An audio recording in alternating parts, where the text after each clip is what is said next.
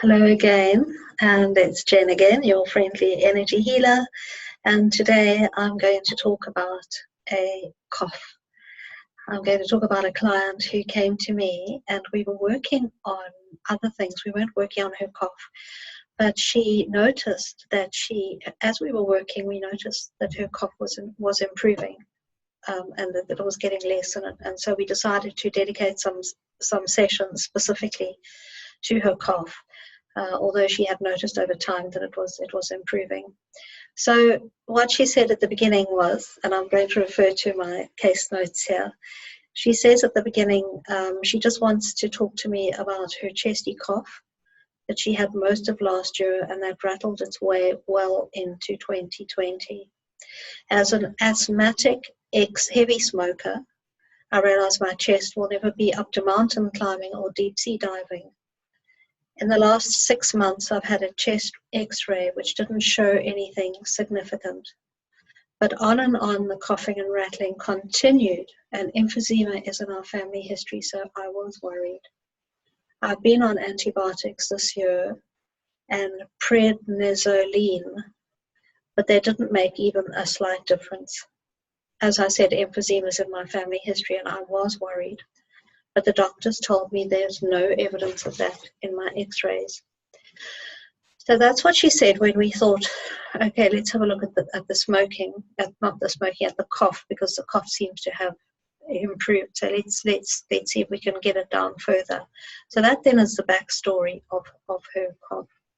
And we did several sessions. I think we did on her cough specifically, we did 3 or 4. I can't remember, to be honest, but it was more than 1 or 2. And what came up was some interesting things. Now I've got her notes here. So I was working with her on this. I was working with the emotion code. I wasn't working with the body code. I was only working with the emotion code. I had an emotion code special on at that time, and she'd taken advantage of that. So I wasn't working with the body code, but nonetheless, it's quite interesting what the results were. So what she had, the first thing that I'm going to refer to here is a heart wall of defensiveness. Now let's just talk about heart walls a bit. So heart walls are when we build walls, energetic walls around our heart. We want to defend ourselves. We want to protect ourselves and keep us safe. So heart walls are wonderful because they stop us being as hurt as we have been in the past, which is why we've created them in the first place. But also heart walls are not great because what happens is we block abundance and we block joy and we block love coming freely in and out. And also we block ourselves from being able to put that out to others. So she had a heart wall of defensiveness. And the other interesting thing about this, and I'll come back to this when I'll talk about it some more, this was trapped in her lungs, both of her lungs, left and right. She also had hopelessness, which she trapped at 18 years old, affecting her lungs. She had grief affecting her lungs, which she contracted with at the age of 41. But these are all heart walls. The next one is a trapped emotion of anger. And trapped emotions are when we don't process the emotion, we experience the emotion, but instead of dealing with it and sitting with it and thinking about it and acknowledging it and naming it and working through it, what we do is we push them down. Does that sound familiar? So she has a trapped emotion of anger, which is almost like she inhaled it and then was unable to let it go. So it was sitting trapped in her gallbladder. It was in her gallbladder, and she did that at 29. Another heart wall of defensiveness, this time affecting her colon. Heart wall of self-abuse when she was very little, when she was 7 to 8, and it's affecting her lungs. Now, just a word about self-abuse. So one of my clients had the absolute horrors when I said, oh, you've got self-abuse. She was horrified. She said, oh, but I don't cut myself, and self-abuse it can be cutting. It can be cutting. I have had clients who have cut themselves and they have trapped self-abuse as a result of their cutting and whatever led them to the cutting in the first place. But it's about the negative self-talk, and we do this all the time. We talk to ourselves negatively so much. I think if we had any idea how negative we were in our own speech and our own internal dialogue towards ourselves, we'd be quite horrified. So self-abuse is that, oh, Jen, you're so stupid. Why did you do that? Well, you could have done so much better. That's also self-abuse. So she had a heart wall of self-abuse created at 7 to 8. Then she had a heart wall of sorrow, and it was only affecting her right lung. Another heart wall of love unreceived. And very often we see this when people are loving someone who has died, and so they are unable to give the love to the person they want to give it to, so the love is unreceived. Also in relationships where people have a breakup of a relationship and one or other party is trying to give love, wants to give love to the person who essentially has left emotionally and isn't interested in that love anymore. That's an example of love unreceived. Crying.